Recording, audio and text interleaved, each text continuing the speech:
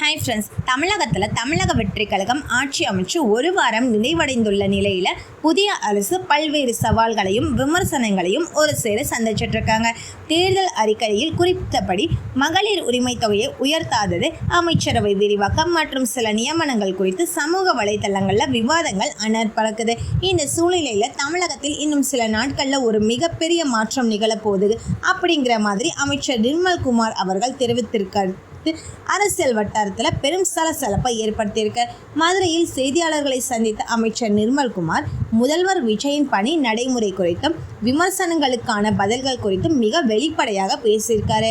கடந்த 50 ஆண்டுகால அரசியல் நடைமுறைகளை ஒரே நாளில் மாற்றிவிட முடியாது என்று குறிப்பிட்ட அவர், நிர்வாக ரீதியாக தற்பொழுது ஒவ்வொரு துறையும் மிக தீவிரமாக ஆய்வு செய்யப்பட்டு வருவதாகவும் தெரிவிச்சிருக்காரு.